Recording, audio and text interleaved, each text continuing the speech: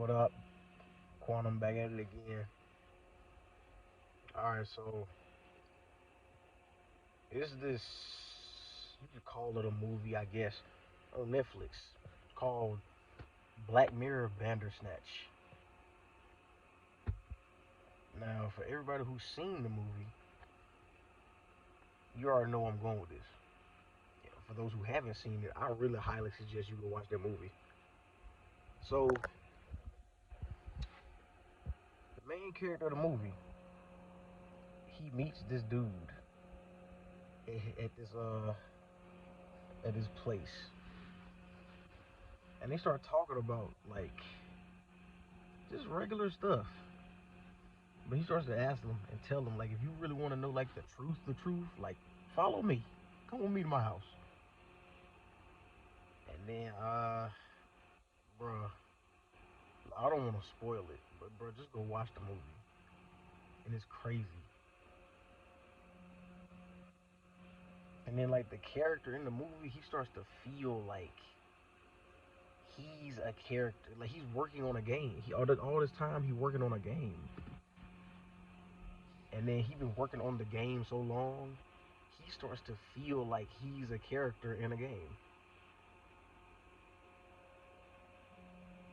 But in all actuality, he is a character in a game because us, the viewer, are picking. It's like an interactive movie. We're picking every single decision that he makes. To him, he's just making random decisions. To him, he's making life decisions. But in all actuality, it's us controlling the decisions that he makes and where he goes throughout this movie.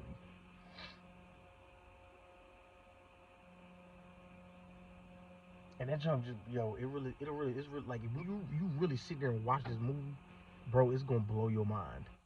Like if you, especially if you really into like deep thinking and you into like thinking about reality and life as a whole and stuff like that, the movie gonna blow your mind.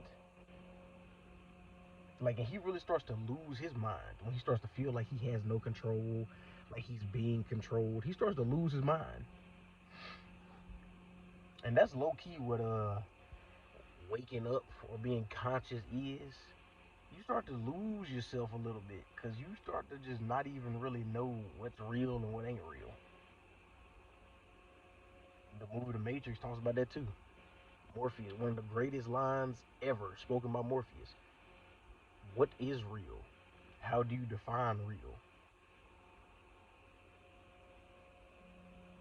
If we're talking about what you can taste, smell, see, touch, and hear, then real is simply electrical impulses interpreted by your brain. Anything can be real. Like, you could be watching porn on your phone, you know it's not real, but your brain thinks you having sex.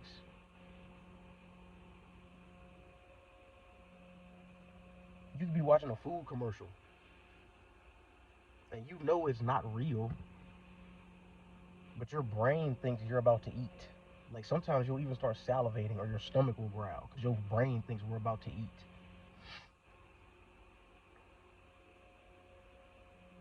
You could be playing Call of Duty and shooting people and throwing grenades, blowing stuff up, calling in airstrikes. You know it's not real, but your brain thinks you're actually committing mass murder right now. What is real? How do you define real?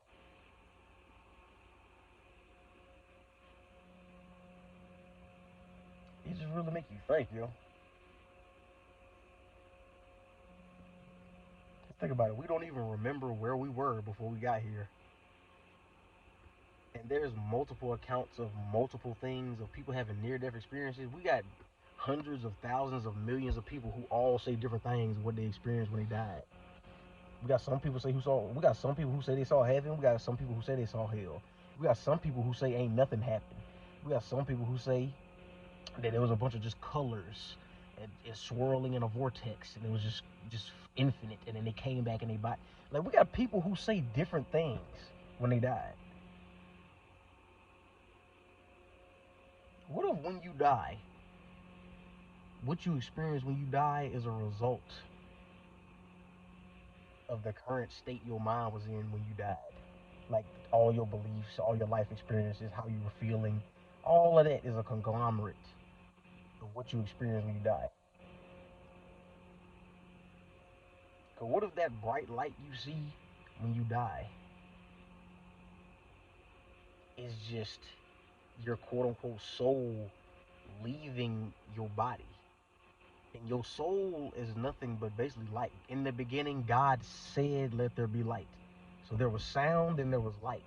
And a soul is energy. So it's technically physical. We just can't touch it, like a ghost, or even the wind. Like think about this, bro. You can literally feel the wind, but you can't see it. It literally just be blowing all up on you, touching you. You can feel it, but you can never see it. You can't see it. Even when it's a storm going on, that's not wind you see. That's rain. That's not wind. So you gotta think about it. Your soul is physical. You just can't touch it. You just can't see it, but it's there. What if that's just your right now we got like physical vision because we're using our eyes right now, our physical fleshly vessel eyes to see.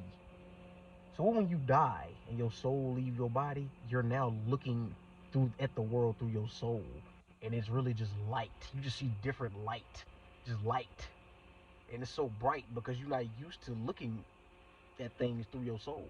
You're used to these little peepers that we got. That's what you used to looking at stuff through. This is the character that you respond in when you got here.